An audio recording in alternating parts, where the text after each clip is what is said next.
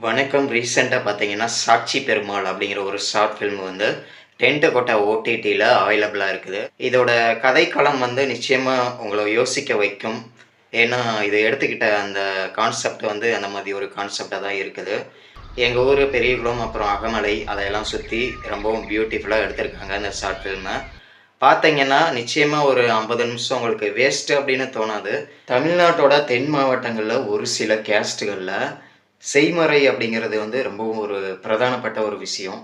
இது வந்து செய்யல அப்படின்னா, அங்க எப்படிலாம் வந்து அவமானப்படுத்துவாங்க, எப்படி அவமானமா இருக்கும் அப்படிங்கிறது வந்து சில பேருக்கு வந்து தெரிஞ்சிருக்கலாம், பல பேருக்கு தெரியாமலும் இருக்கலாம். அத தெரிஞ்சுக்கணும் அப்படின்னா, நீங்க இந்த ஷார்ட் ஃபில்ம பார்த்தீங்கன்னா தெரியும். ஏன்னா வந்து தன்னோட பேத்திக்கு நடக்கிற காதுகுத்து விழால, ஒரு தோடு எடுத்து போடணும் தன்னோட பேத்திக்கு அப்படிங்கிறது அந்த வயசான பெரியவருக்கு ஆசை. ஆனா, அதுக்கு வந்து அவரு பணம் திரட்ட முடியாம எப்படிலாம் கஷ்டப்படுறாரு. ஒரு மலை கிராமத்தில இருந்துகிட்டு எப்படிலாம் வந்து பொருளாதாரத்தில ரொம்பவும் பின்தங்கி இருக்காரு. அப்படின்னு சொல்லக்கூடிய ஒரு விஷயம் வந்து இந்த ஷார்ட் ஃபில்ம்ல சொல்லியிருப்பாங்க. இந்த ஷார்ட் ஃபில்ம்ல நடிச்சவங்க ஃபுல்லா புதுமுகம். அப்புறம் வந்து பேர் தெரியாத சில நடிகர்கள் அப்படிங்கிறதுனால, எனக்கு வந்து நடிகர்கள் பேரெல்லாம் வந்து சொல்லத் தெரியல. அத வந்து நான் இன்னும் பலமுறை பார்த்தா மட்டும் தான் என்னால சொல்ல முடியும் அப்படின்னு நெனைக்கிறேன். ஆனா, இந்த ஷார்ட் ஃபில்ம் வந்து நீங்க கண்டிப்பா பார்க்கலாம். ஒரு 50 நிமிஷம் இதுக்காக ஒதுக்கி பார்க்குறது தப்பு கிடையாது அப்படின்னு தான் தோணுது. ஏதேதோ குப்பை படத்தையெல்லாம் பார்க்குறோம் ஓடிடி பிளாட்ஃபார்ம்ல. அத விட இத நீங்க பார்க்குறது பெட்டர் அப்படின்னு தான் தோணுது.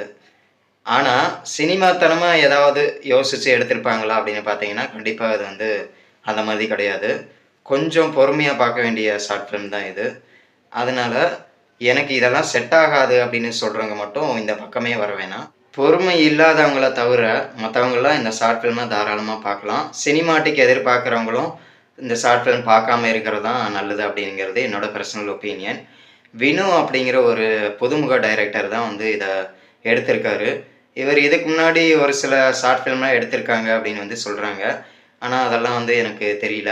ஆனா, இந்த ஷார்ட் ஃபில்ம்ல வந்து அவர் நிச்சயமா தன்னோட திறமைய வந்து நிரூபிச்சிருக்காரு அப்படின்னு தான் சொல்லணும்.